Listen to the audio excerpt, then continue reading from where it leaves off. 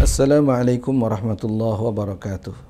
Alhamdulillah wassalatu wassalamu ala asrafi khalqillah Sayyidina Muhammad ibn Abdullah wa alihi wa sahbihi wa mawalah wa ba'd. Ababana fillah, setelah baginda Nabi sallallahu alaihi wasallam berjumpa dengan Allah Subhanahu wa taala, meninggalkan alam dunia yang fana ini, Sayyidina Bilal bin Rabah radhiyallahu ta'ala anhu memutuskan untuk hijrah ke negeri Syam. Karena setelah Rasulullah wafat, semua lokasi, semua tempat yang ada di kota Madinah senantiasa mengingatkan beliau dengan sosok baginda Nabi sallallahu alaihi wasallam. Ada di satu tempat, ingat kebersamaan beliau dengan Nabi sallallahu alaihi wasallam di tempat itu.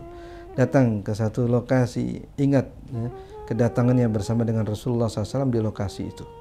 Sehingga akhirnya tempat ini begitu sangat menggambarkan dan meluahkan kerinduan kepada baginda Nabi SAW, sampai akhirnya beliau memutuskan untuk hijrah ke negeri Syam. Setelah 2 tahun berada di negeri Syam, beliau dimimpikan baginda Nabi SAW, yang dalam mimpinya Rasulullah SAW mengatakan, "Ya Bilal, ma hadhil jafwa?" Wahai Bilal, kenapa engkau begitu menjauh dari aku? Tidakkah engkau rindu untuk berziarah ke makamku? Akhirnya di pagi hari itu juga Sayyidina Bilal radhiyallahu ta'ala memutuskan untuk kembali ke kota Madinah, berziarah ke makam baginda Nabi sallallahu alaihi wasallam. Hingga kedatangan beliau disambut dengan gegap gempita oleh para sahabat. Betapa mereka kembali terkenang, kembali teringat dengan sosok baginda Nabi sallallahu alaihi wasallam saat mereka menyaksikan Sayyidina Bilal. Karena inilah sosok yang dahulu senantiasa membersamai Rasulullah sallallahu alaihi wasallam. Sosok yang mengingatkan mereka dengan panggilan suara azannya, dengan lantunan merdu suaranya, yang menyeru kepada mereka untuk salat berjamaah bersama dengan baginda Nabi sallallahu alaihi wasallam. Sehingga tidak sedikit di antara mereka yang meminta Sayyidina Bilal untuk mengumandangkan kembali azan. Beliau mengatakan, aku hanya akan azan untuk baginda Nabi sallallahu alaihi wasallam.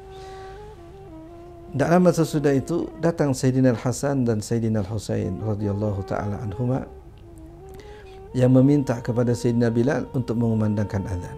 Kali ini Sayyidina Bilal tidak bisa menolak permintaan kedua cucu baginda Nabi SAW. Karena bagaimana mungkin menolak permintaan dua sosok yang sangat dicintai oleh Rasulullah SAW. Pastilah sebagaimana mereka kecewa kalau tidak dipenuhi permintaannya, itu akan membuat Rasulullah SAW kecewa. Maka Sayyidina Bilal pun kemudian berkenan untuk mengumandangkan azan. Yang pertama kali beliau mengumandangkan azan itu, gemparlah kota Madinah. Teringat kembali suasana kebersamaan dengan baginda Nabi SAW. Bahkan sebagian mengatakan seraya berteriak, "Abu Isa Rasulullah, apakah Rasulullah dibangkitkan kembali? Apakah Rasulullah dihidupkan kembali ke alam dunia?" Karena suasananya begitu mengharu-birukan perasaan mereka. Rupa-rupanya lantunan azan suara Bilal lah yang kemudian mengingatkan mereka dengan sosok baginda Nabi sallallahu alaihi wasallam. Ababana fillah, ketika kemudian Sayyidina Bilal radhiyallahu ta'ala anhu jatuh sakit, dikelilingi oleh keluarga beliau, seraya mereka berkata, wa karba, musibah, kita akan berpisah dengan kekasih kita akan berpisah dengan sosok yang kita cintai, yaitu Sayyidina Bilal radhiyallahu ta'ala.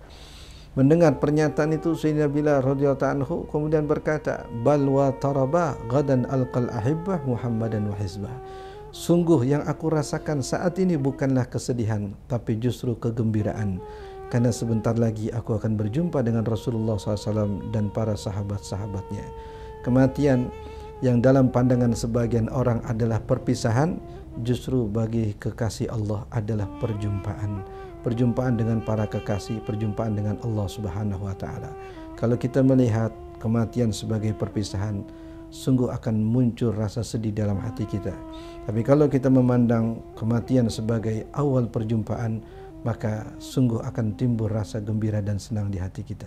Semoga cerita ini menginspirasi kita untuk menumbuhkan rasa cinta dan rindu kita kepada baginda Nabi SAW, hingga Allah menghimpunkan kita dengan beliau di surganya Allah Subhanahu wa taala. Amin ya rabbal alamin. Assalamualaikum warahmatullahi wabarakatuh.